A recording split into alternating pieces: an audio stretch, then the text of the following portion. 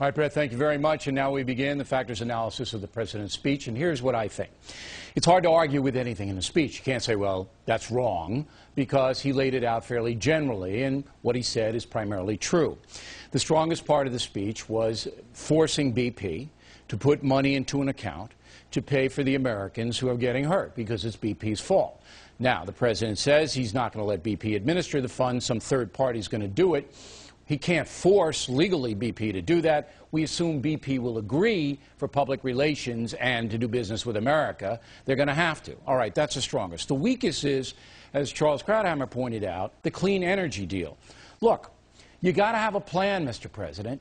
You just can't throw billions of dollars against the wall and say, well, we hope something works sometime. We don't have any money here. The country is going toward bankruptcy.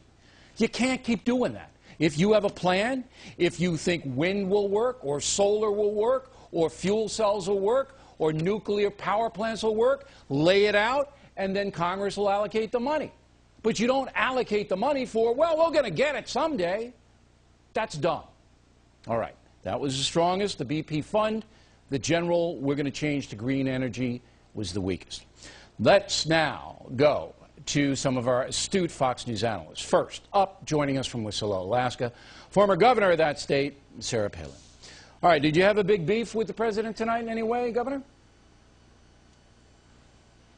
I did. I kind of have a big beef with you too, though, Bill, if you don't acknowledge that President Obama is wrong on his call for a need for energy policy. Certainly we need that, but he is wrong not to acknowledge that we still need, on a three-legged stool, the conventional sources of energy to be drilled here. Otherwise, Bill, we are going to be dropped to our knees and bowing to the Saudis and Venezuela and places like Russia that will keep producing oil and petroleum products, and we will have to ask them to produce for us because we will still be dependent upon these sources of energy. In addition, though, to shifting more towards the renewables, which of course we need, and the other leg of that stool is conservation. President Obama, it scares me, it saddens me that the CEO of our nation does not understand that inherent link between the conventional sources of energy that we're dependent upon and our security, our prosperity, our freedom. Okay, what was the, when you were the governor of the state, you dealt with oil companies all the time.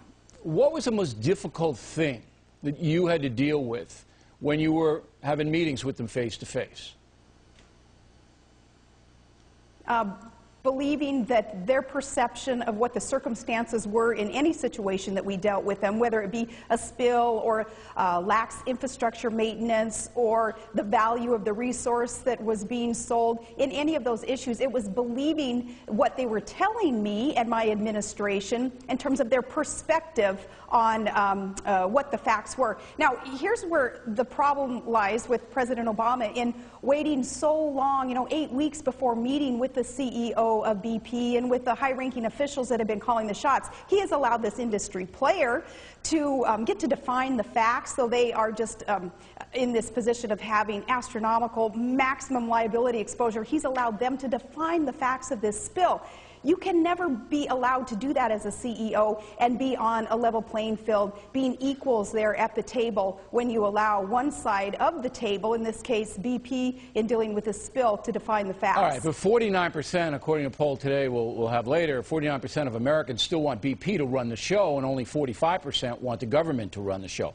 Just so most Americans aren't down with the Obama administration calling the shots. Now, President Obama basically is, as Charles Krauthammer pointed out, a dreamer.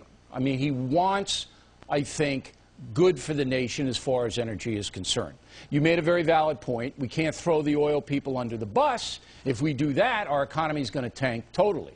And if we spend billions of dollars on pie-in-the-sky stuff that doesn't work, we're going to go bankrupt. So what is your solution here, Governor? What would you do tonight? Tell the nation tonight what you would have said, your main point in that speech. Go. Stopping the gusher. That's the #1 priority of the nation. But nobody knows how to do it. We need to make sure that all technology is being thrown at this problem. Nobody knows how to do it. We haven't had that assurance that we haven't had the assurance by the President that that has been his top priority. Instead, what his top priority is, Bill, is cap and tax. It is using this crisis, not letting it go to waste, but to use this crisis to increase the costs of energy. All right, and if that happens, there's going to be an outcry. Any kind of economic recovery that we have. Are you telling me that you don't think the president's top priority is stopping that leak? Is that what you're telling me?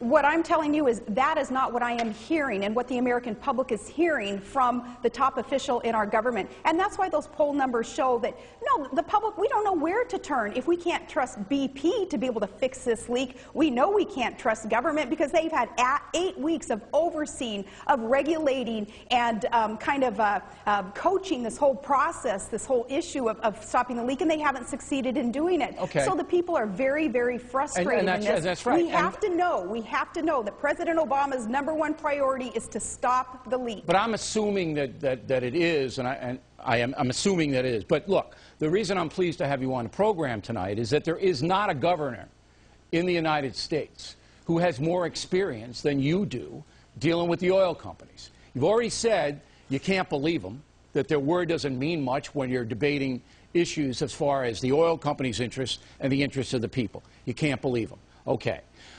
Now, the oil company BP says, we don't know how to stop the leak. We're going to try X. We're going to dig another well. We're going to do this. We don't know. We don't know. Obama obviously doesn't know how to stop the leak. Do you know how to stop it? Well, then what the federal government should have done was accept the assistance of foreign countries, of entrepreneurial Americans who have had solutions that they wanted presented. They can't even get a phone call return, Bill.